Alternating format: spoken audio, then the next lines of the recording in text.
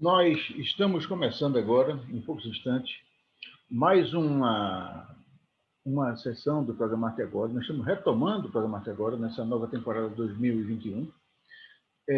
E hoje nós vamos entrevistar o editor Manuel Oliveira. Manuel Oliveira é da livraria da editora Babeco, uma editora que tem prestado um grande serviço à literatura pernambucana. Ele conhece todo mundo que escreve, tem organizado diversas coletâneas e tem, como eu falei, realizado um trabalho espetacular. Nós vamos conversar com ele também, igual a mim, e também passou um tempo enorme agora recolhido, e nós estamos conversando e ele dizia que nesse período ele deixou crescer um cabelo meio diferente, então ele normalmente tem um cabelo mais curto, mas hoje está cabeludo, e ao que me consta não é um novo visual, não é um novo look, embora seja um look assim dos grandes poetas do século XIX. Ele está chegando, ele já está fazendo as conexões, já está chegando, Manuel Oliveira está chegando aí agora, e vocês vão ver que figura espetacular. Manuel realmente é uma pessoa que orgulha aqueles que o conhecem. E olhei, Manuel Oliveira está fazendo as conexões, já estou lhe vendo, já sei que o seu som está quase bom aí. Tudo bom, Manuel? Como é que você está? Tudo bem, graças a Deus, tudo em ordem. Eu estava aqui. Tudo no recolhimento dessa pandemia, Pois né? Manuel, eu estava comentando o seguinte, né, que a exemplo de muita gente, como eu, por exemplo, você também passou um tempo recolhido, né? Aí, E, pronto. pois é, né? E eu estava falando o seguinte, né, que você estava alimentando um novo look, né, um cabelo mais comprido, que não é o seu Pois normal. é, rapaz. Cumprindo o ritual da pandemia, Pois é, mano. os meus filhos mandaram me Pois é, recolher e mano. ficar em home office. Está sendo uma experiência boa, Uhum. até porque eu passo 24 horas com a minha esposa. Eu sei. E segundo, Rapaz. e segundo não tenho tempo nem para cortar o cabelo. Manuel, De forma que está sendo uma experiência boa. Uma eu estou, experiência bastante boa. eu estou Aprendi recolhido. a lavar pratos. Pois essa parte é bom, a gente tem que sofrer também. E ajudar também na cozinha, etc. É, Aprendi um bocado de coisinha. e Que tem que. muitas vezes falta, né? Falta É, a gente se exatamente, mano. virar. Exatamente. A gente vive numa sociedade machista e a gente só valoriza o trabalho doméstico que as mulheres fazem, fora o trabalho normal, elas também cumprem uma atividade doméstica, e a gente só começa a valorizar quando a gente é forçado a dar essa Pois contribuição é, espontânea, né? e tem uns cabos que diz, quando perguntam, e sua esposa, o que é que faz? Ela diz, não, não faz nada, não, fica em casa. E não é verdade. A Rapaz, verdade é olha, que ela trabalha não, 24 horas. trabalha mais tempo. Rapaz, se você lembrar, mano, houve uma época em que sua esposa, além de dona de casa, e sei lá, talvez trabalhar fora, ela também era mãe, né? Também exercia o trabalho mais estreito de mãe. A Sim, mãe é a vida toda, certo? Mas tem uma fase da vida continua. em que ela cuida mais dos pequenos, né? E aí, realmente, as mulheres deveriam se aposentar com um terço do tempo de trabalho dos homens, deveriam ganhar Eu muito digo, mais, né? eu vou muito mais além, o Alexandre, eu vou muito mais além no seu raciocínio. Por exemplo, eu sou da ideia de que o Estado, ao invés de estar deixando as mulheres trabalhar, ele devia colocar ela em casa, porque nós todos sabemos que a desestruturação da família começou quando a mulher saiu para o trabalho. Isso não é mal, não é ruim, é bom, porque todo mundo trabalha, mas porque acontece o seguinte, que a mulher trabalhando há um complemento na renda, mas há um prejuízo na criação. Na realidade, João Anel, nisso a gente não tem acordo. Eu acho que o lugar de mulher é onde a mulher acha que deve estar. Então, se a mulher quer Isso trabalhar, vai aí trabalhar, sem né? dúvida. Tive um primo, talvez o mais intelectualizado da nossa família, o Pinto Ferreira. Mas deixa eu completar a minha ideia para você entender. Segue. Repare, o governo fica colocando 3 meses para 6 meses, depois passou para 6 meses para cuidar dos filhos e tal, para se ausentar do trabalho. Por que não 5 anos? Pois é, não, a impressão que eu tenho, rapaz, é que o governo não, o regime político, ele deveria ser um caráter mais humanista, né? Ele deveria dar condições de renda às pessoas para que elas pudessem exercer as suas funções de uma forma mais tranquila. Mas não apenas com relação à presença da mãe em casa, mas também as creches, né? A gente vê que estão tantas mulheres, elas precisam trabalhar e aí não tem com quem deixar os filhos. Pois é, então, no lugar da creche, eu, por exemplo, né? Eu fui para a escola, já sabia ler e escrever. Mas é Ler porque, bem e escrever. é porque Então, quando eu fui para a escola, na época que não tinha essa questão da creche, a gente já ia sabendo ler e escrever, e mais preparado, né, para o é, convívio social. mas você vê, bom, primeiro a gente viveu em outras épocas, né? Eu sou um pouco mais velho do que você e sei que naquele tempo era um pouco diferente, né?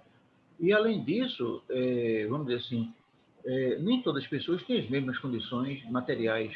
Então existem mães que precisam necessariamente trabalhar para reforçar a renda familiar.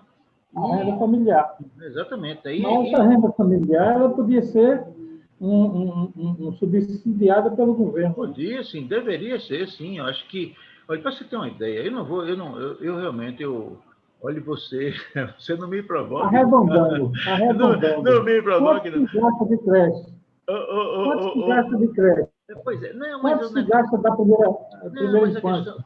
a questão não é nem por aí Aí essa também, seria olha. transferida para a família. Porque, na realidade, quando se faz assim, quando o Estado investe em creche, investe em educação, investe nisso, existe um conjunto de fatores que interferem nos custos, incluindo o salário das merendeiras, o salário das professoras, o salário das pessoas que trabalham na atividade. Mas, realmente, eu fico assim, muito, muito temeroso em falar dessas coisas, porque me entusiasmo. E, como todo mundo sabe, eu sou um crítico feroz desse governo. E eu me entusiasmo e, no final, tá certo, eu começo a dizer que Bolsonaro é um péssimo presidente, que ele deveria ter estudado mais, que ele deveria saber ler pelo menos as funções que cada um presidente da República. Eu postei hoje e juro por Deus que vai ser minha última colocação nesse programa, porque a estrela da noite chama-se Manuel Oliveira, é a estrela da noite.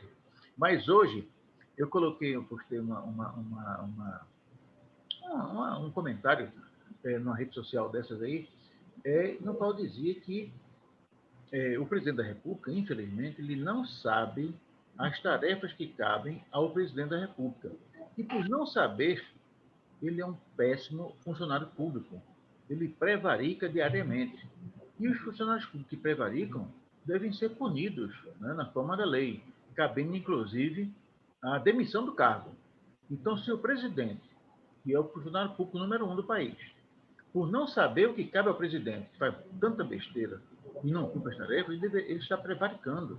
E se está prevaricando, ele deveria ser punido, quem sabe até com a destituição do cargo, né? Com a demissão do cargo. Né? Passar por um processo Mas vamos deixar para lá. Manel Oliveira, me Eu responda, concordo por com favor. você. Olha, só esticando um pouquinho, eu concordo com você. O país está mal representado. Ah, Está mal representado.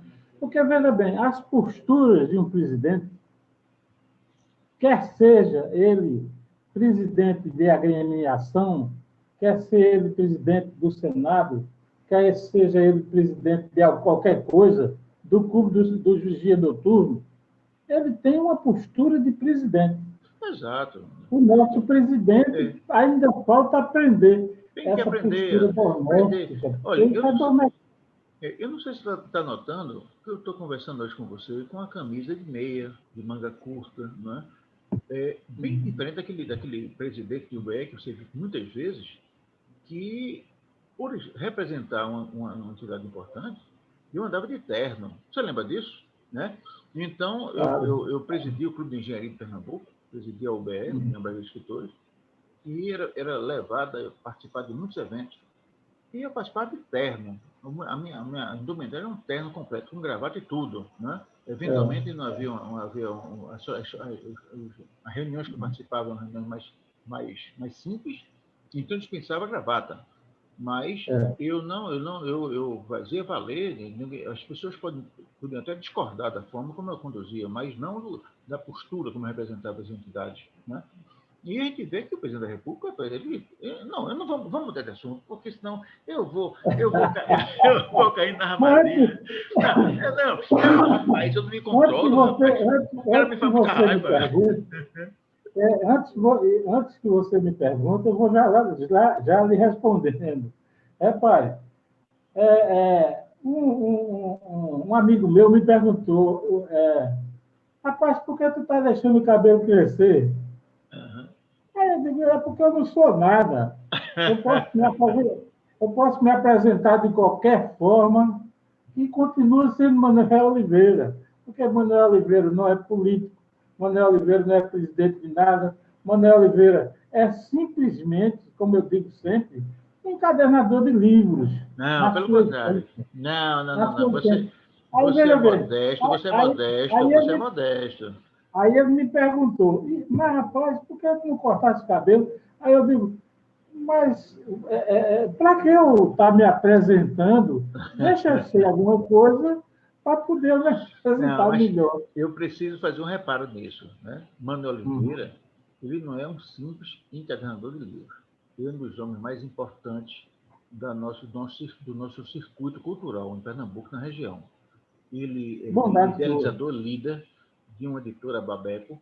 Nós vamos conversar sobre a Babeco daqui a pouco. E a Babeco, ela não é uma coisa pequena. A Babeco é muito grande. A Babeco, ela tem um cast de autores. Ela é responsável pelo lançamento de livros espetaculares, espetaculares, né? Espetaculares. Não são poucos autores importantes, os livros importantes da Babeco. E, naturalmente, a condição de líder de editora difere um pouco, por exemplo, da UBE, né? Então, na UBE eu ia buscando, então, lá eu andava de terno, tá certo? Era um negócio complicado, tá certo? Hoje eu já estou liberado daquele tipo de representação, então eu já posso andar diferente. E você que é um homem um intelectual, um homem de cultura, você tem a liberdade e até a obrigação de mandar as gerações intelectuais de cultura, uma série de mensagens. E isso você faz muito bem. O seu visual hoje, e fazia tempo que a gente não se via, né? Eu vi hoje, é um visual de grandes poetas do século XIX, grandes poetas. Eu acho que Castro Alves, se tivesse visto você hoje, ia mudar o visual dele, né? Porque realmente você está à altura daquilo que você faz. E não é um encadernador de livros, você é um editor de primeira linha, primeira qualidade. Nós vamos ver isso agora. E para que a gente não fique nesse lenga-lenga há muito tempo, eu vou fazer aquela pergunta que eu lhe prometi fazer. Manuel Oliveira. Quem é Manuel Oliveira? E seu som está fechado. O seu som você está com o som desligado. Não, senhor. Você trata de ligar o som para a gente poder lhe ouvir. Você tá bancando aí. Não, tem. Seu som, ó, agora. Opa, Vamos lá. agora chegou. Chegou, agora tá Então, bom. veja, mas por trás do cabelo também tem duas vaidades, né? Rapaz, eu estou com 66 anos e até então, até agora, até o começo do ano, não tinha aparecido nenhum cabelo branco. Mas Eu é. disse, peraí, eu sou diferente dos outros. Estou com 66 anos e não tenho um cabelo branco. Aí começou a crescer o cabelo e começou a Certo. aparecer os cabelos brancos. Foi, Aí Manuel, eu digo, não vou cortar até chegar todo branco. deixa eu fazer uma confissão. Eu sou Mas de uma família que os cabelos da minha família ficam brancos muito cedo. E por questão de opção estética, eu pintava o cabelo, eu tingia o cabelo de preto, né? eu estou lembrado dessa Pois época. é, eu tinha o cabelo de preto e eu tenho um amigo, Sérgio Murilo Fernandes, um amigo, um velho Uhum. amigo, querido amigo, né?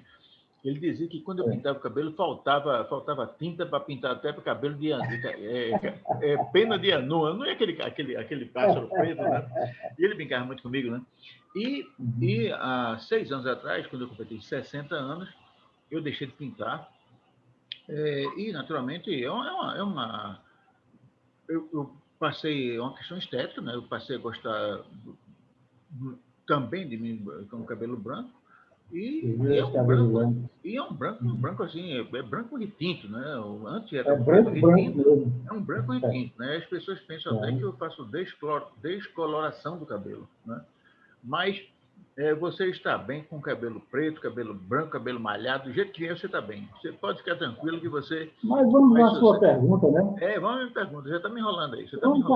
Quem é Manuel Oliveira? Exatamente. Olha, Quem é Manuel Oliveira? Manuel Oliveira, na realidade, são três, né?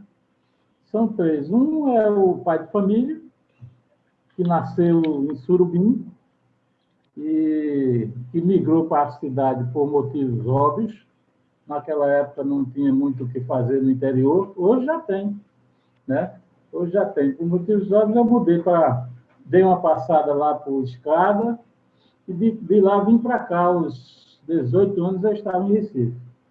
Estava em Recife, filho de pai funcionário público, de prefeitura, e mãe doméstica, né? E um outro, Manuel Oliveira, que é o profissional. Esse estudou, tem formaturas e gosta muito de literatura, é um cara bom de conversar, é um cara, com certeza, que quando se faz amigo dele, é amigo para valer mesmo. E um terceiro, que é a reunião desses dois. É o Manuel Oliveira, que veio do interior, entendeu? Que passou pela colheita da cana e que veio para a capital. Família pobre, né? Quando nós chegamos aqui, na realidade, tínhamos que trabalhar de manhã para comer à noite, e vocês sabem da dureza que sair da periferia para chegar ao centro. Isso, com certeza, a gente consegue só estudando. Foi o que aconteceu. Me debrucei nos livros, não fiquei satisfeito com aquela situação que nós vivíamos, e essa insatisfação, acompanhada de não querer pegar ônibus lotado, foi me levando a uma aproximação para me formar. Mas isso durou o quê? A escola técnica, né? A escola técnica ia até 1 hora da manhã. Isso demorou um bocado. Agora tive alguns privilégios. Passaram algumas pessoas amigas na minha vida que sabia do meu esforço, sabia do meu trabalho, sabia de tudo isso, e foi me empurrando, foi me levando com eles. E cá estou. Na literatura, desde que eu me lembro, os primeiros textos foram aos 14, como todo mundo, 12, 14 anos, eu já fazia as redações das meninas da escola. Já fazia. E aí, depois, com intervalos, porque a vida suga a gente para o trabalho, com intervalos a gente fica meio rarefeito, sem produzir a literatura. Aos 18, numa passagem por Escada, aí sim, aí eu me reuni com um grupo de amigos, tal, formamos um grupo onde eu era o letrista e eles faziam as músicas, entendeu? E depois cada um seguiu seu caminho, eu vim para cá, para o Recife, e a vida daí para frente. Mas peraí. Foi a dureza. Só uma perguntinha. Então, quer como dizer eu falei, para sair dessa dureza, tem que estudar, tem que ler. Agora, os privilégios que eu lhe falei. Os privilégios que eu lhe falei é o seguinte: você vê o seguinte, no nosso meio, na literatura, se fala muito, né, das edições pirata, não é? A edição pirata. Eu tive o privilégio de conviver desde o início com esse pessoal. Então, veja, Miriam Brideiro, Rosângela, Tobias, o Eugênia Sebastião Menezes, Villanova, Sebastião Villanova. Jaci Bezerra, convivia dele como? Não como poeta, porque eu tinha que trabalhar, porque, olha, para fazer literatura, eu digo sempre, inclusive ao meu amigo Amaro Poeta, tem que estar sem fazer nada e com dinheiro no bolso.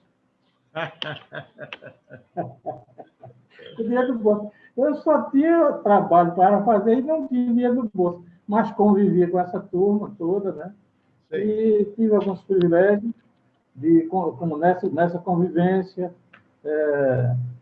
me interessar mais pela literatura. Aí me formei em letras, me formei na língua, me formei lá, e estou por aqui. Esse é o Manuel Oliveira. Mas, Manuel, você falou que formou-se em letras em lá. Que é esse lá é o que é? Não, porque tem mecânica no meio também. A mecânica? Tem marketing no meio também. Eu acho Peraí. que, eu Não, acho que o melhor curso que eu já fiz. não, isso é informação fundamental. Quer dizer, você é formado em letras, em marketing, e esse lá, Mecânica, mecânica? mecânica, Como é mecânica? mecânica. Mecânica de automóveis? Não, mecânica geral. Ah, é? Meu pai, meu pai queria um mecânico. Sim, rapaz. Aí eu me formei primeiro em mecânica, né? Rapaz, que coisa espetacular, rapaz. Tá vendo? Então, Aí depois, quando eu vi que mecânica não era muito minha praia, sei, aí eu rumei para o lado de marketing, né? E sei, também terminou não sendo minha praia. sei. Dos E aí foi para melhores as cursos que letras. eu fiz, um Mas, dos rapaz, melhores cursos, olha, um do- uma coisa, viu, Manuel, que é muito bom nesse programa, é que que emergem coisas que as pessoas não sabem. Eu não ia saber nunca que você era um homem da mecânica. E interessante é o seguinte, é bom que as pessoas atentem, e faz parte, quer dizer, essa primeira pergunta é interessante, porque ela contextualiza o resto da entrevista, é que a mecânica, ela está no campo no campo dos estudos, em que prevalece o raciocínio lógico, né? Quando a pessoa dobra para a direita, aperta, se dobra para a esquerda, afrouxa, né? Então isso é uma coisa que é é, sempre assim, né? E quando o Manuel ele escapa desse raciocínio lógico e adere a um outro tipo de raciocínio que prevalece, que prestigia a estética, ele dá um choque que o torna diferente das outras pessoas. Isso é importante que a gente perceba, certeza. porque são coisas distintas, são coisas que se complementam, são formas de ver o mundo que se complementam. Um é a lógica formal, a lógica, a lógica, a lógica cartesiana, de 1 mais 1 é sempre igual a 2. Se o mecânico, toda vez que ele aperta, que ele gira uma chave de fenda para a direita, ele está apertando o parafuso. Se ele gira para o lado esquerdo, ele está afrouxando o parafuso. Né? Isso é sempre assim. Mas nas ciências humanas, na literatura, nas artes, né, nas letras, isso não tem sempre assim. Eventualmente você chama uma pessoa de feio, né? E na realidade está chamando de bonito. Né? Quando você está escrevendo, né? E uma mulher, ela diz um não para o namorado, às vezes aquele não quer dizer um sim. E às vezes o namorado diz um não, mas também quer dizer um sim. Então, é um pouco. Então, isso já mostra um outro Manuel que ninguém conhecia. Eu, pelo menos, não conhecia. E aí, esse Manuel é que leva esse modo de pensar, essa formação, inclusive, na área de marketing, para o campo das letras, que o levou, inclusive, a formar essa editora que nós vamos falar daqui a pouco, que é a Babeco. Mas então a gente parou no instante em que estava Manuel conversando com o pessoal das edições pirata, é um movimento importantíssimo para a literatura brasileira, né? É, As edições piratas, só para que as pessoas que não sabem ainda, o que está negociando, mas é o seguinte: houve um tempo de chumbo em que a política no Brasil ela não era, era um pouco, era uma dura, era um regime militar, em que os homens de cultura, as pessoas de cultura, as mulheres de cultura, eles estabeleciam um certo medo no regime militar. Medo, né? Porque a cultura e a arte fazem pensar. E as pessoas desses regimes, eles têm medo de quem pratica cultura. Então, havia uma espécie de constrangimento às pessoas que trabalham com cultura. E um grupo de escritores se reuniu e criou o que se chama edições pirata. Pirata é justamente porque não era oficial. E existem umas coisas que talvez o Manuel saiba melhor do que eu, segundo ele sabe melhor do que eu, é que uma boa parte das pessoas das edições piratas, que era um movimento, pertencia aos quadros da fundagem. E não muitas vezes eles usaram o mimeógrafo da fundagem para produzir alguns textos. Infelizmente, esse pessoal já está assim, agora perdemos o Jaci Bezerra, que é um grande poeta, mas ainda bem que tem pessoas aí como Eugênia Menezes, como Manuel, para contar a história para a gente. Viviane Brendeiro, uma poeta e uma cantora maravilhosa, compositora espetacular. Mas, Manuel, então fala aí das edições piratas, então. Como é que... E aí, esse pessoal todo, você convivia com esse pessoal e dava naturalmente, ia absorvendo um pouco da arte também. Privilégio, né? Privilégio, um privilégio mesmo. Na Fundação Joaquim Nabuco, né? Na Maçangana. E a Pirata, a meu ver, foi mais que um movimento. A Pirata, naturalmente, nasceu na Fundação Joaquim Nabuco, né? Nasceu na Fundação Joaquim Nabuco. Era de frente, assim, a Fundação Joaquim Nabuco, a editora Maçangana, do outro lado da rua era a Pirata. Depois passaram com dificuldade, virou Grumete. E também é alguma coisa de navio, né? Grumete. Grumete é aquele... Eu aprendi, né? Logo em seguida, depois acho que problemas financeiros, se transformou em Alternativa. Pouco ninguém fala sobre isso. A Alternativa já foi aqui no Espinheiro, não era mais lá lá na Fundação, lá em Apitucos, não era mais lá. Mas o que era que eu fazia com a Pirata? Eu era o fornecedor dos papéis, das tintas, das máquinas. Que beleza, rapaz! Aí, veja, eu que escrevia desde os 14 anos, comecei a conviver naquele... Não tinha um bar que descia lá embaixo, né? Sim. A gente descia uma ladeirinha e tinha um barzinho lá embaixo. Então era cachaças alcoólicas ali com todo mundo, entendeu? Todo mundo ali. Porque é uma outra coisa que os brutos não sabem. Os brutos não sabem. Existem pessoas, Manuel, que infelizmente pensam que o mundo poderia viver apenas com as formigas e não atribuem nenhuma importância às cigarras. Se não fossem cigarras cantando, dificilmente as formigas iriam trabalhar. É bom que você saiba disso. E tem muita formiga que nas horas vagas também são cigarras e a arte é importante por conta disso. E no mundo da arte, as pessoas têm um comportamento mais, vamos dizer assim, mais humano, né? O mundo das artes não é feito o mundo da empresa. O mundo da empresa é diferente. O mundo da empresa, os empresários... E eu tinha essa ligação para esse ponta-peso, né? Não, porque Mas, olha, o que eu queria falar para você... No mundo da empresa, Manuel, as pessoas, você é empresário, sabe disso, eu até pouco tempo atrás fui dono de construtora, os empresários, eles chegam em casa e vão fazer conta para saber se podem pagar as folhas de pagamento, né? Se vão poder cobrar quem deve, se vão poder pagar quem eles próprios devem. É uma vida bem complicada, é uma vida muito complicada. O artista ele tem um modo de viver diferente. Então, ele consegue... são as serenatas, o desfrute do vinho, as boas conversas, né? É uma coisa diferente. Então, eu recomendo a você que é empresário, faz muito bem, abraça a sua arte. Não jogue fora a sua empresa, tá certo? Mas comece a conversar com o artista que você vai ver melhor. Porque, no mínimo, você vai chorar rindo. Pelo menos isso. Mas, Dima, eu interrompi você, vai lá. Aí, veja bem, agora da Pirata ficou um legado enorme, né? Não ficou só a história, né? Não ficou só a história, ficou um legado muito bom mesmo. Inclusive, eu acho que o embrião das feiras de livros atuais nasceu com a Pirata.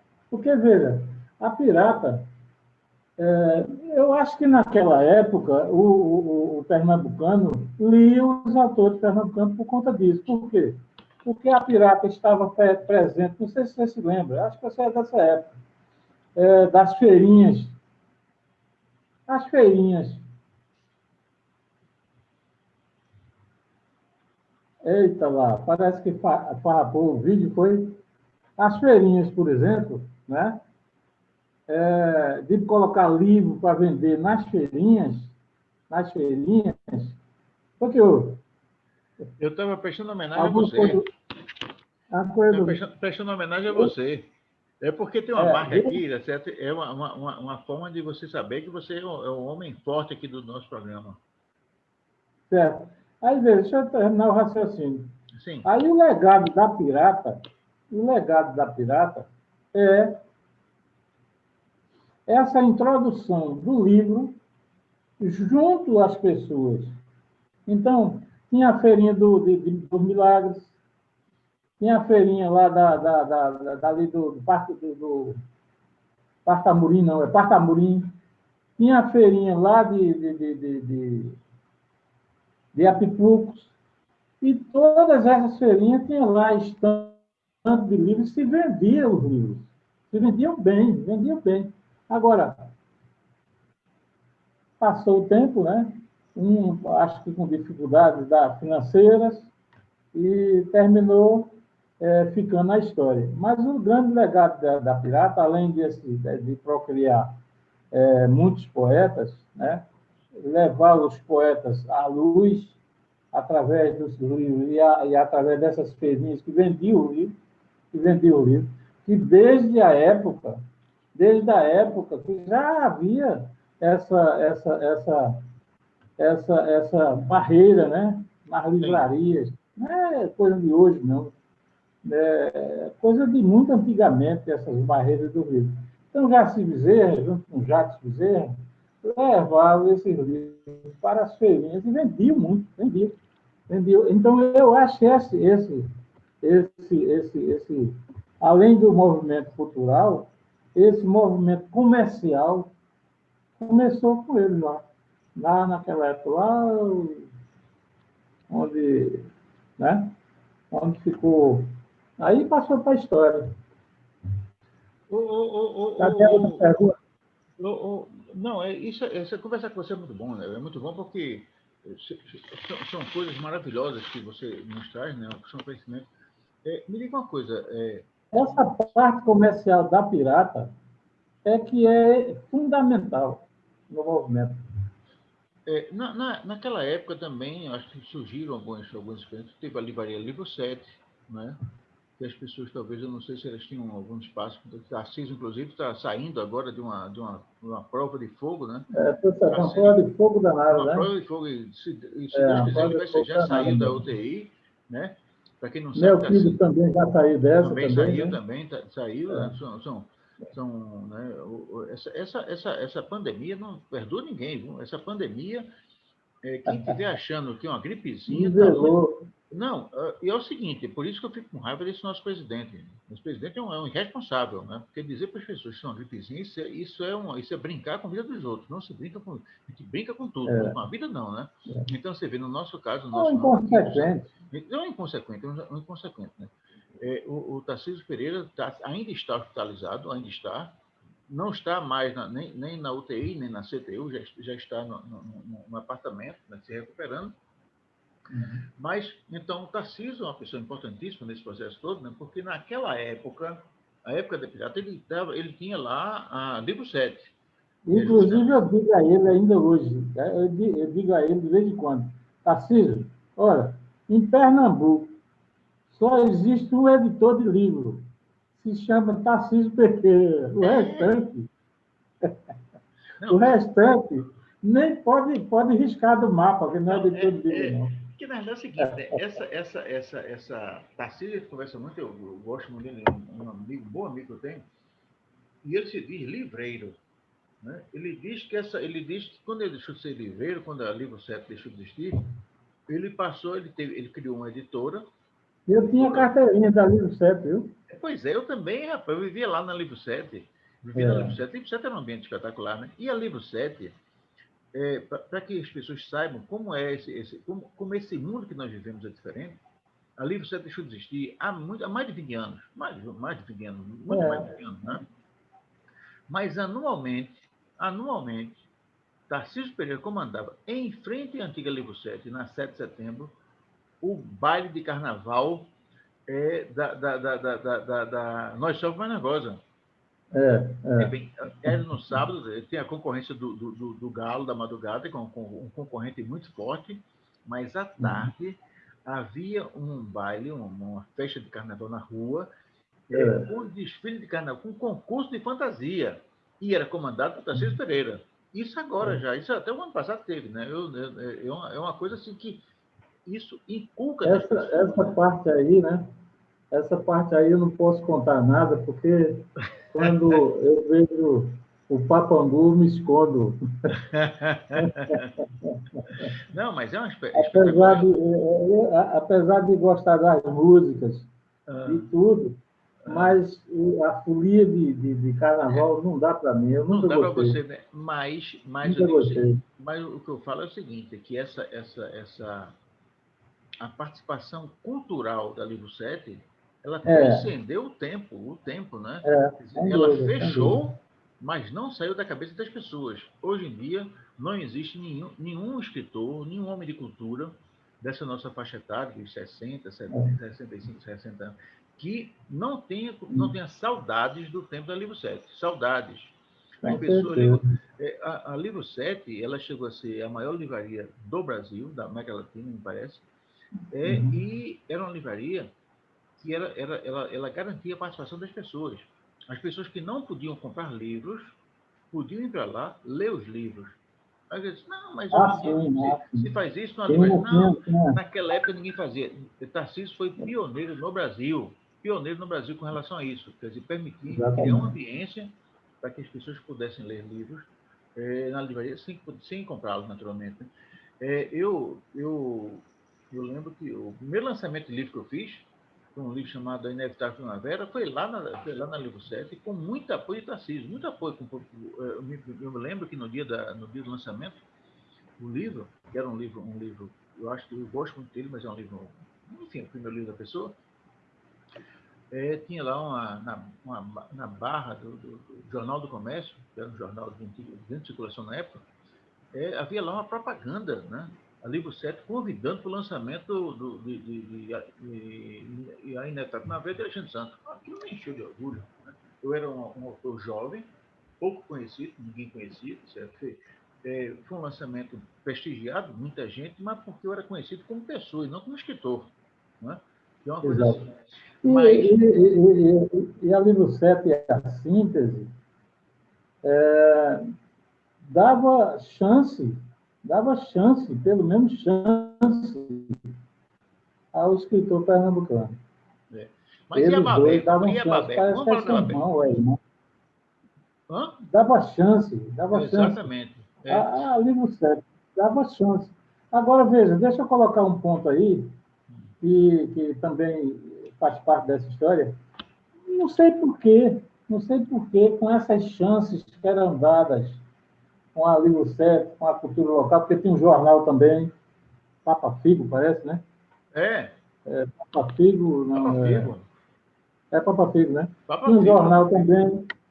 Tem um jornal também. Aí, veja bem, não sei por quê a cultura, a literatura pernambucana tão robusta não deslanchou ali.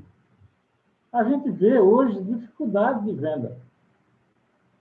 Me parece, Manuel. Não deslanchou ali. Eu não sei porquê, mas não houve uma liga.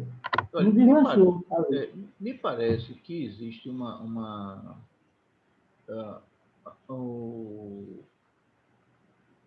as lideranças políticas do Brasil, todas elas, sem exceção, elas têm muito medo da cultura, medo. E todas as vezes que as pessoas pensam em estimular, especialmente artes que fazem pensar, porque existem artes que fazem, que promovem diversão, né? Que as mensagens subliminares, mas elas promovem mais a diversão. Existem outras artes que fazem pensar mesmo. A literatura é uma delas, né? A literatura faz com que as pessoas tenham que raciocinar profundamente, né? E formulam pensamentos que eventualmente não estão em desacordo com aquele pensamento oficial. E todos os presidentes que eu conheci, né, à exceção do Lula e da Dilma, foram contra a arte e a cultura e a literatura. Quando se fala no PT, em 500 anos, 500 anos só teve esse pedacinho de oásis. É isso mesmo. Só esse pedacinho, em 500 anos. E aí o pessoal não enxergou isso aí, não enxerga. Não enxerga, não. Mas, olha, eu queria voltar um pouquinho ao livro, e já falando da Babeco, né? Não esqueça da Babeco, não. Tá curioso para saber como eu quero é a saber Babeco. como nós saímos do interior, fizemos aquele curso de mecânica, o curso de literatura, o curso de marketing, e chegamos a construir a Babeco. Primeiro, de onde vem o nome Babeco? Enfim, eu queria saber um pouco da Babeco. Babeco, no sentido virtual da palavra, lá no dicionário, né? Do interior. É o significado, do interior. Como eu queria montar uma editora, né? E fui aos poucos, eu coloquei um Czinho a mais. Se você notar, a Babeco tem um Czinho a mais. Babeco, CCO. Babeco. CCO. Aí todo mundo me pergunta se eu sou italiano. Mas não. Esse Czinho que eu coloquei aí é porque, sendo a Babeco, o nome Babeco de origem do interior, aí eu botei esse C para que seja saindo do âmago, do interior da pessoa. Né? Essa a versão eu gosto dela. Um nome forte, pegou. Você vê o seguinte, que a maioria dos meus clientes, inclusive Jacques Redebuin, só me chama de Babeco. Né? A maioria. E é mais fácil chamar Manuel Babeco do que Manuel Oliveira. Miriam Bideiro só me chama de Babeco. Quer dizer, não tem nada a ver com o meu nome, mas tem esse lado. A Babeco tem quantos anos? Ela começou quando? Desculpe. A Babeco é de 89. É muito tempo. Tem 30 e lá vai fumaça de anos. Muito tempo. 30 tem um bocado de tempo. Bom, no começo, como eu lhe falei, eu vendia máquinas, né? Eu vendia para pirata, vendia para outras editoras, tudinho. Lá para a Federal, né? Tive a oportunidade de conviver com outras pessoas lá na Federal, lá na CEP também. Então, eu comecei vendendo máquinas. Minha vida artística, podemos dizer assim. Depois, a empresa onde eu trabalhava era uma subsidiária japonesa, subsidiária de lá, que vendia máquinas. Ela fechou em Recife, me deixou como representante, e eu fiquei alguns anos como representante dela, no total uns 15 anos, eu acho. Depois disso aí, fechou, né? Fecharam as filiais e tal, e se recolheram a São Paulo. Eu fiquei com uma bagagem profissional de gráfica, né?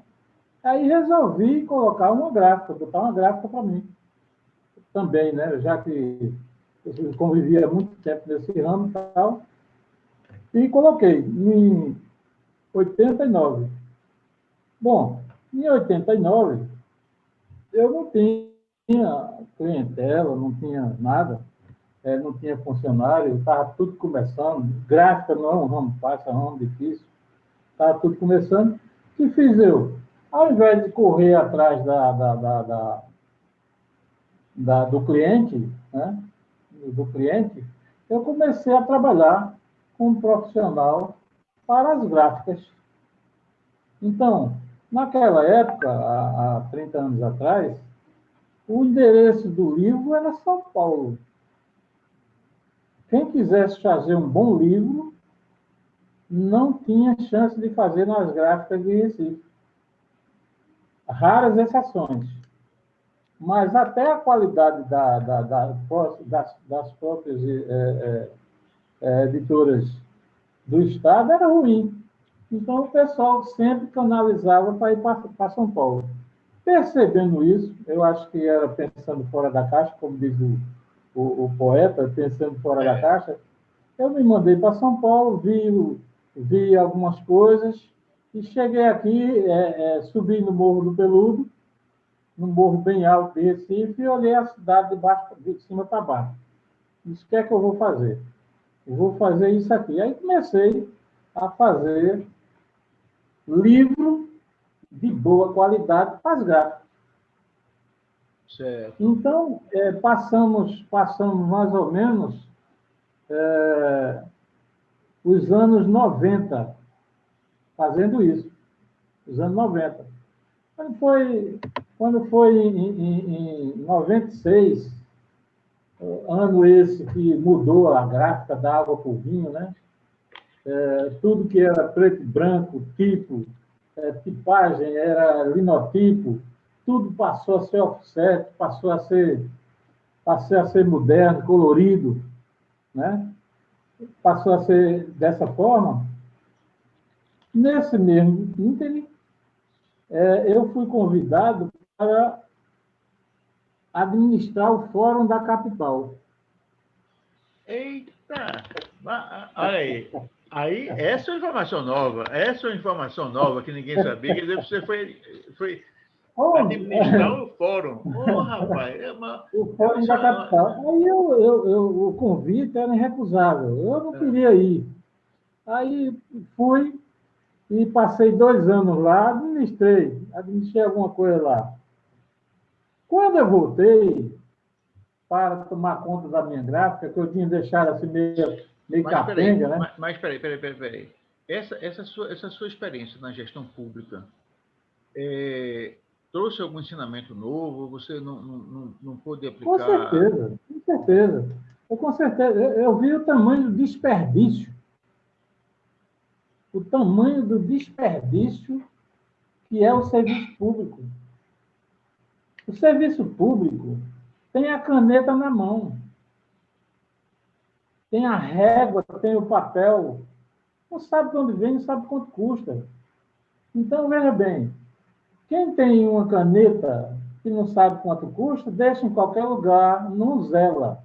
Então, eu vi, somou a minha questão empresarial, somou esse dado, né?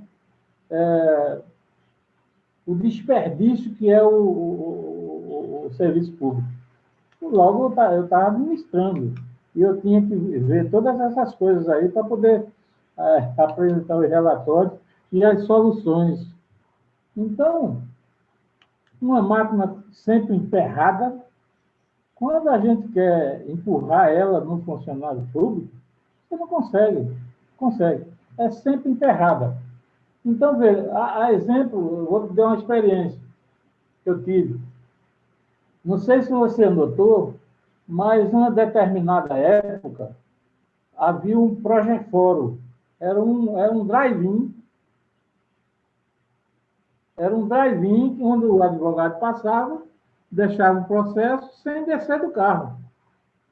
Não pegou essa época, não, né? Não, porque eu sou engenheiro civil, né? Essa parte não. Não, então, pronto. Aquele negócio ali, esse negócio aí da facilidade, foi ideia minha. Porque, veja, não, mas no veja centro da bem. cidade, Olha, no centro da cidade, No centro da cidade, não tem onde parar desde sempre. O advogado botava o carro nas costas, descia e ia entregar o processo no balcão. Eu peguei o balcão e botei no meio da rua. Então, Foi é uma experiência espetacular. boa. Foi uma experiência boa.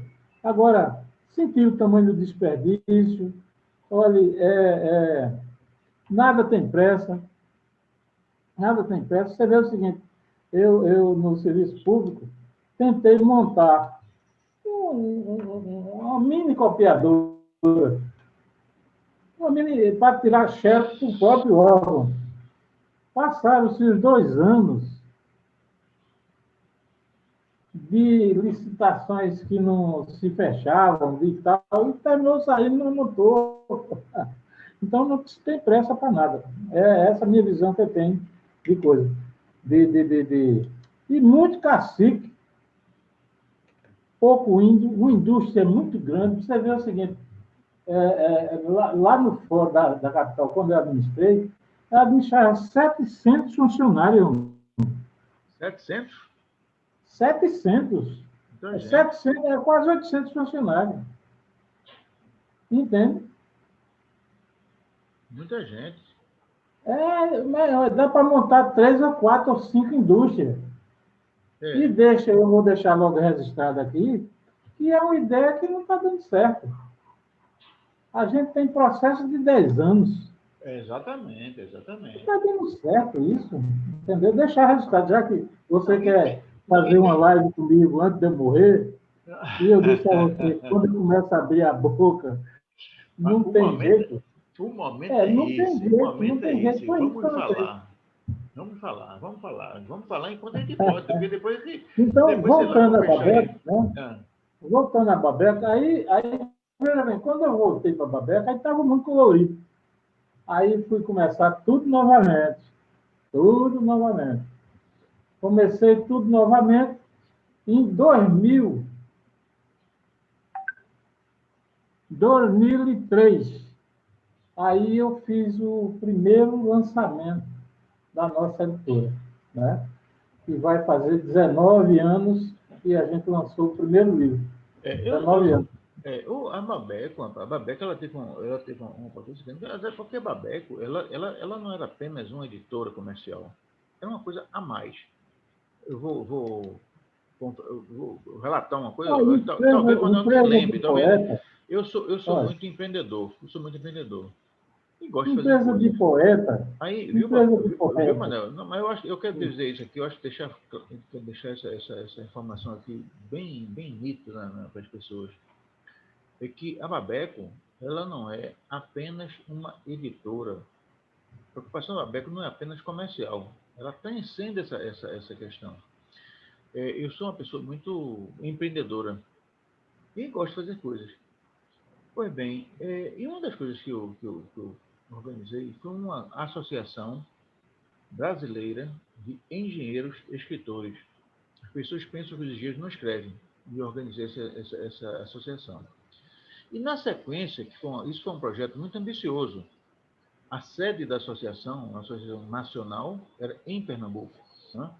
Então as pessoas achavam que não ia conseguir. Então nós conseguimos fazer isso. E eu disse, olha, se nós fôssemos paulistas ou cariocas ou mineiros, a gente não iria pensar em fazer uma associação, a sede em outro canto, a gente ia pensar em fazer na nossa terra.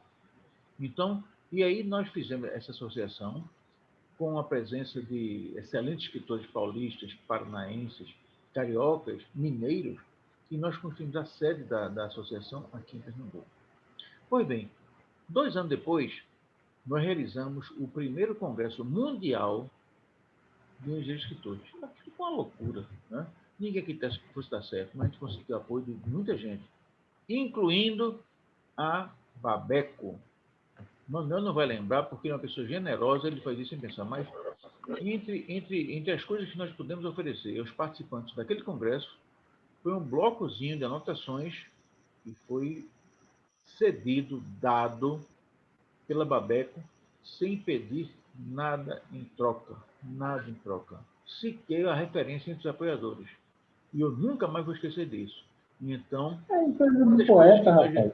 Uma das coisas que o Congresso pode oferecer aos participantes, e eram participantes de todo mundo, que vem participando dos Estados Unidos, da França, do Uruguai, enfim, podemos oferecer um blocozinho de anotação, um blocozinho de capa dura, babeco, oferecido gentilmente pelo senhor Manuel Oliveira, que está aqui entrevistando para a gente, certo?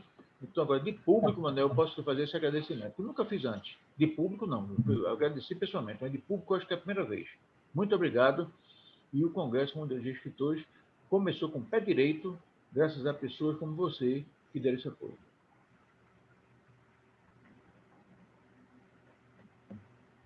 E agora?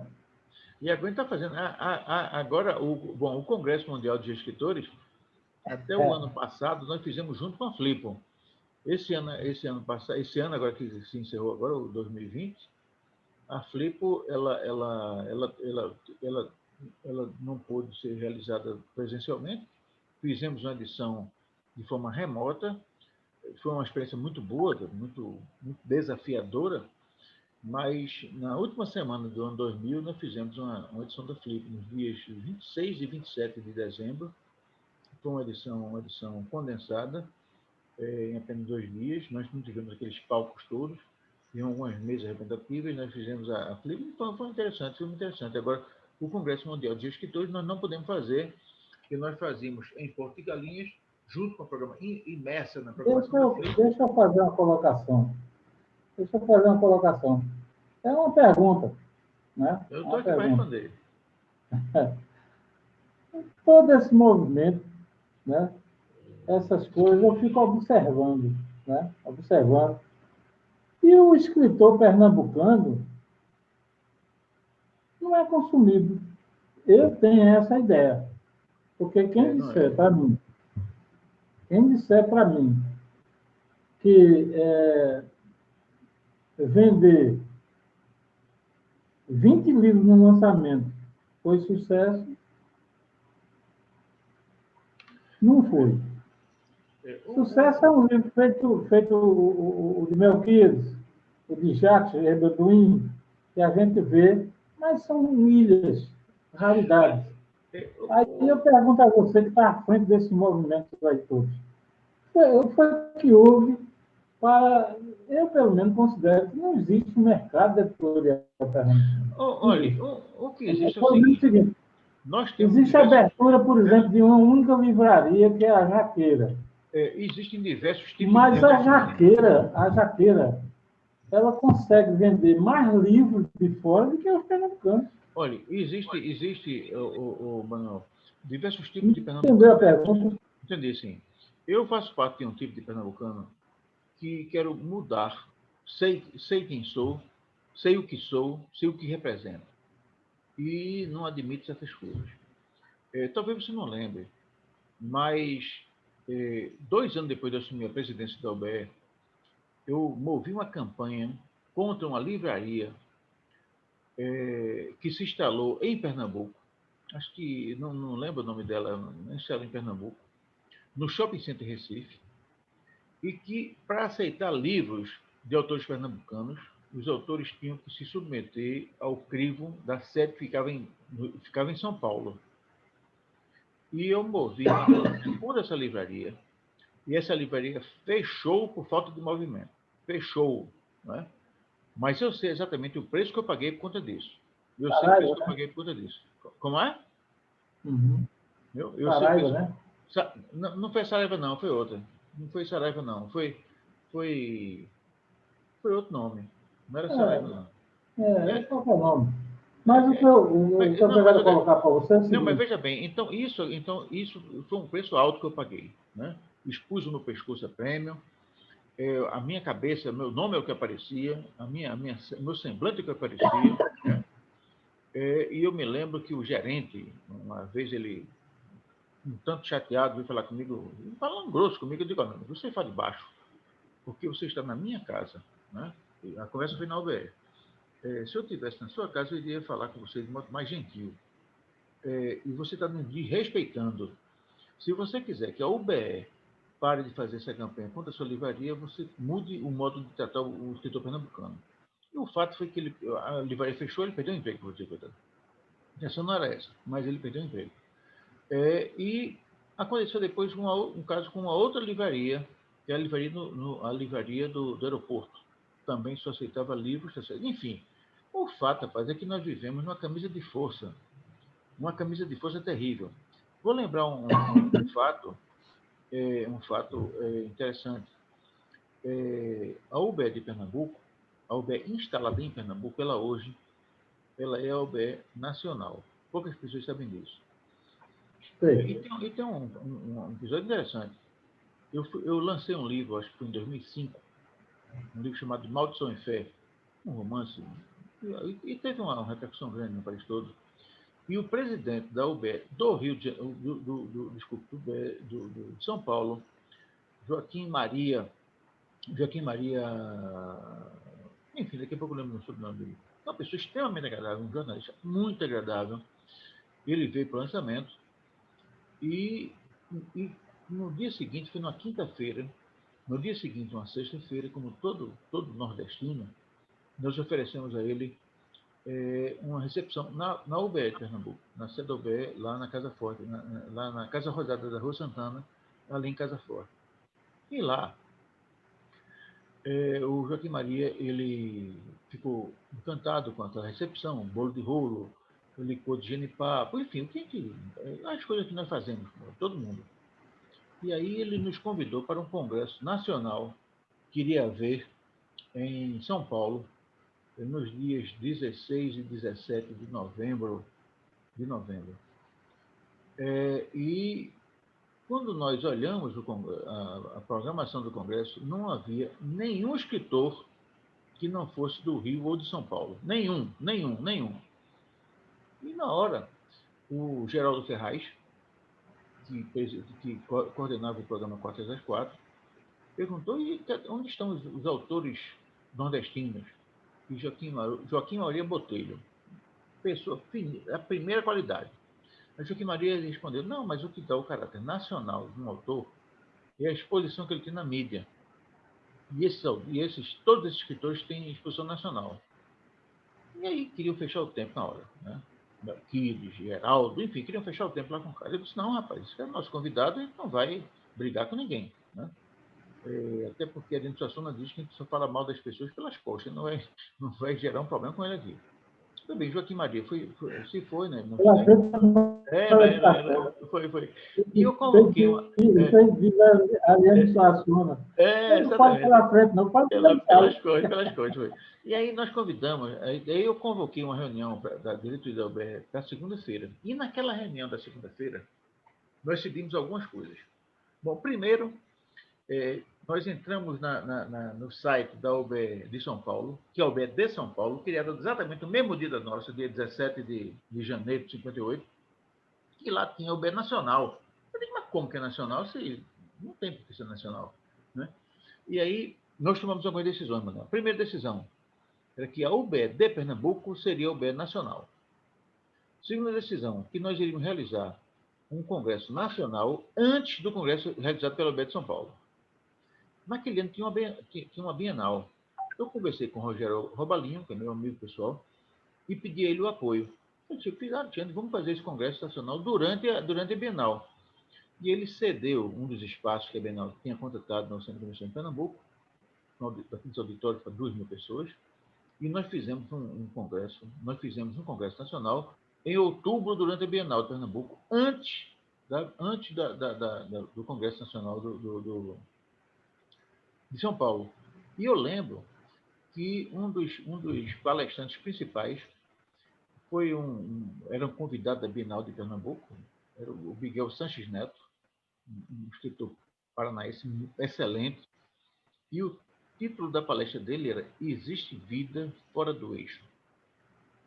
E o tal eixo que ele se referia na palestra era o eixo Rio-São Paulo. E aí foi, então naquele dia, então, nós fizemos, junto com o Congresso Nacional, nós fizemos uma assembleia extraordinária da UBE, modificamos os nomes, e hoje, a partir daquela data, a UBE de Pernambuco é a UBE Nacional, ou seja, a UBE Nacional está instalada em Pernambuco, né? E isso, naturalmente, o nosso objetivo era gerar um problema, né? no modo que fosse diversas UBS do Brasil, são várias, se reunir para tentar um novo instrumento de representação política dos escritores brasileiros, dos escritores nacionais. Isso não ocorreu até hoje. O pessoal de São Paulo nos tem atravessado na garganta, não sei porquê. Eles, em vez de vir conversar conosco, né, eles ficam lá achando que é nacional, mas nem no Estatuto ele tem, e nós temos. Né? O Estatuto da UBS sediado em Pernambuco é um estatuto que nos representa nacionalmente. E a de São Paulo nos representa São Paulo. Enfim. E isso aconteceu depois, isso teve alguns desdobramentos. Eu lembro que uma vez, numa conversa com o ministro Juca Ferreira, eu reclamei para Pernambuco uma maior representação junto ao Ministério, e aquilo também gerou um problema, porque ele disse que, e foi um bom ministro, o Juca Ferreira foi um bom ministro, mas ele me disse que havia lá um comitê que tinha representantes nacionais de diversas entidades nacionais. Eu disse, ministro, essas entidades todas têm o nacional no nome, mas se for ver direitinho, todas são baseadas no eixo Rio-São Paulo e uma ou duas em Minas Gerais. Então, o que nós queremos é que, de fato, a representação junto a esses conselhos, esses colégios sul-africanos, tenha representantes do Nordeste. E nisso, é bom que você diga, viu? Agora, veja, Francisco Pereira também tem uma participação muito grande nisso. Agora vamos nos voltar para umas questões práticas. Por exemplo, eu, na qualidade de editora,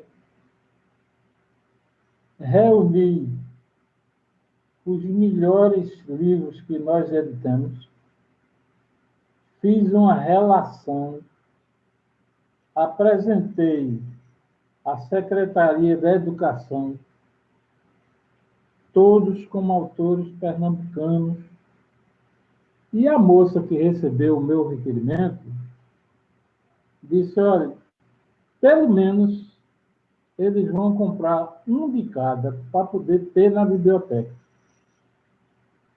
Isso faz mais ou menos uns 7 anos. Eu nunca recebi resposta desse requerimento. Nunca recebi os livros de volta. Os livros nunca foram lidos. Aí, eu vou para uma questão anterior para poder... Porque nós estamos trocando ideias, né? Exatamente. Trocando ideias. Eu vou para uma questão anterior das políticas que são feitas para implementar a leitura. Como eu vou ler um livro se eu não tenho acesso a ele? Não tem. Aí, veja,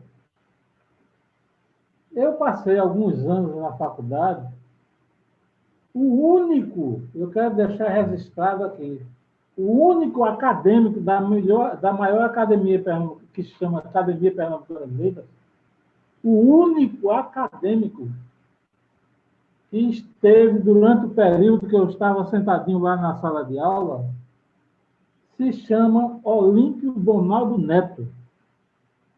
Ele nos visitou mais de uma vez.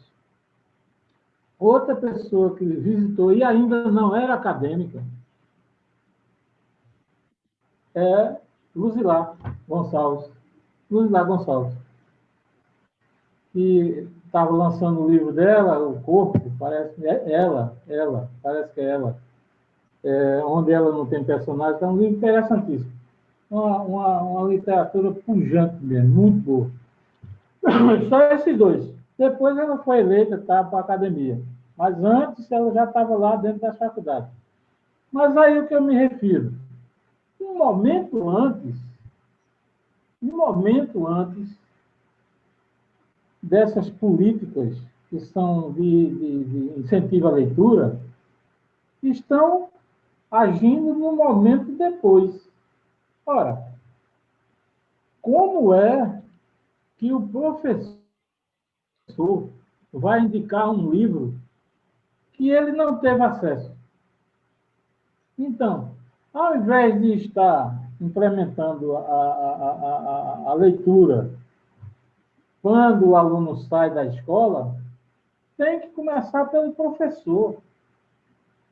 Ora, hoje nós temos alguns livros que são requeridos todos os anos, porque naquela época foi oferecido ao povo, à população. Você sabe de quem é que eu estou falando. Hoje a gente fala de Machado de Assis, hoje a gente fala de o cearense lá, José de Alencar, tá certo? Porque era inserido junto ao professorado. O Coelho Neto e outros aí mandavam os livros para os professores, para poder ele passar para os alunos, para poder chegar na população. Eu, particularmente, gosto mais de Lima Barreto do que de Machado de Assis. Li muito Machado de Assis, mas gosto mais de Lima, porque a literatura de Lima Barreto é cheia. Não é aquela literatura que eu digo sempre de Machado de Assis. Ele descreve chás de tarde. Chás de tarde. Inclusive, eu levantei uma tese quando estava na faculdade.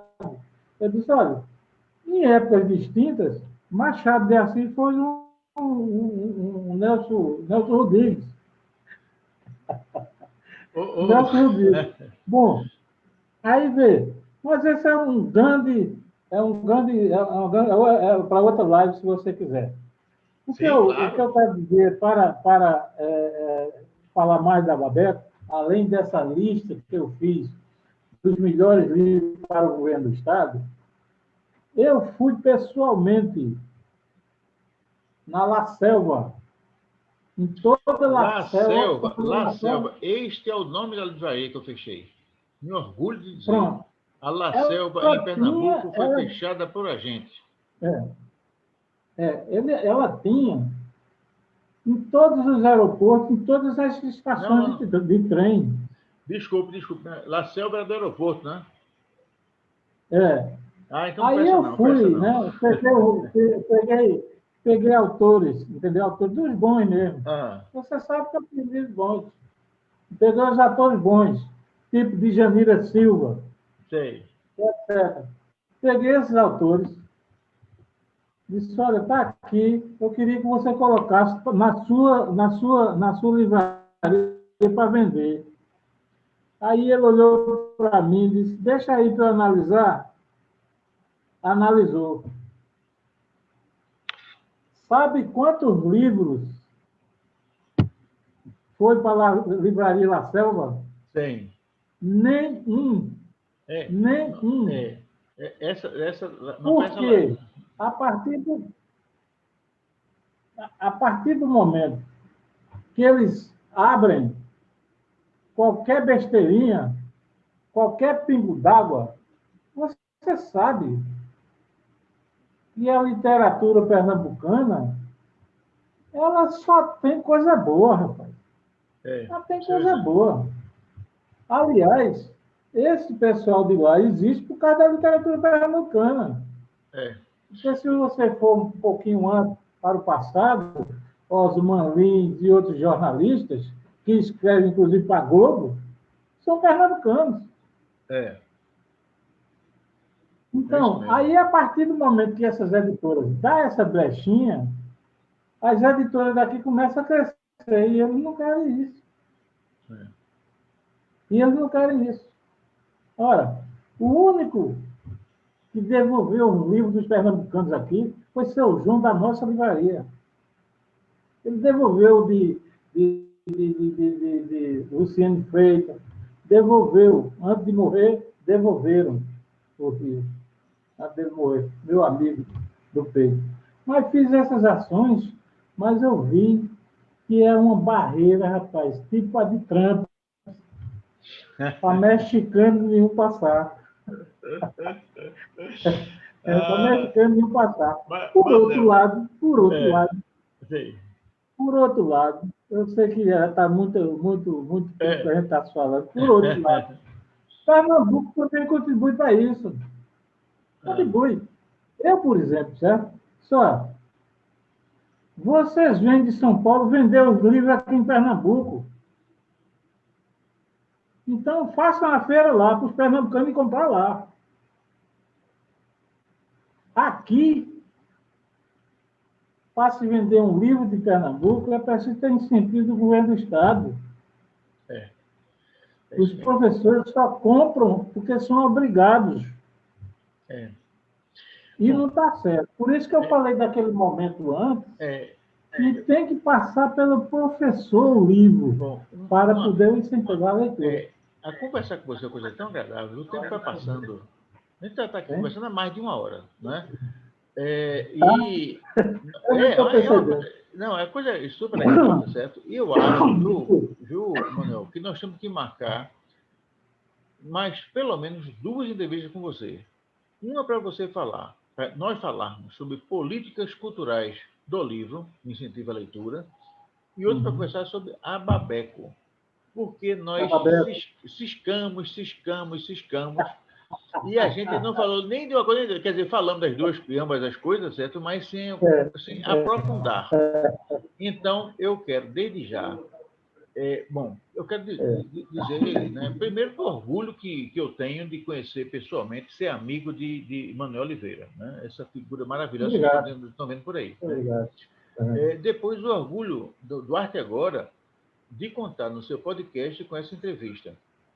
Quero anunciar que nós vamos ter pelo menos mais 2 entrevistas, Manuel, uma delas centrada só na Babeco, né? E aí nós vamos falar da história, dos planos que ele tem para a Babeco, são planos ousados, são planos ambiciosos, né? E outro para nós conversarmos sobre política cultural, política incentivo ao livro e à leitura. São 2 momentos. Talvez com relação a isso a gente... Bom, e não vai demorar muito, né? Eu espero que até o Carnaval a gente possa fazer essas nossas 2 entrevistas. Manuel, muito obrigado. Eu lamento muito, né, que a gente tem não existe, no Arte Agora não existe nenhuma pressão para que as pessoas respondam as coisas com rapidez. Mas o conjunto da obra nós temos uma certa limitação. Mas, Manuel, muito obrigado. Eu te agradeço muito. Me despeço desde já dos nossos aqueles que estão acompanhando ao vivo e depois pelo podcast. Peço que aqueles que puderem se inscrevam no canal, nós precisamos inscrições no canal, e vou entregar vocês para o nosso queridíssimo Manuel Oliveira, que vai se despedir de todos nós. Um abraço, até logo. Tchau, tchau. Manuel, o microfone é todo seu. Ok, eu tenho carrego sempre comigo, que a gente deve agradecer mais. Eu sou muito agradecido a você, a Geraldo Ferraz e outros atores dentro da UBE.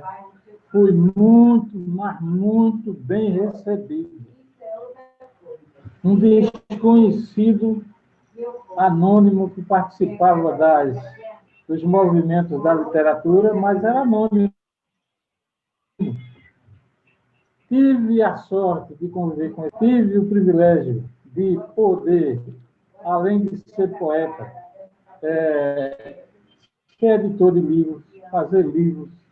E isso é uma missão que nós temos, fazer um bom livro, né? Porque quando nós começamos há 30 anos atrás, o objetivo era mais ou menos esse: tirar o livro do Sul para ser feito no Nordeste, para ser feito principalmente em Recife naquela época.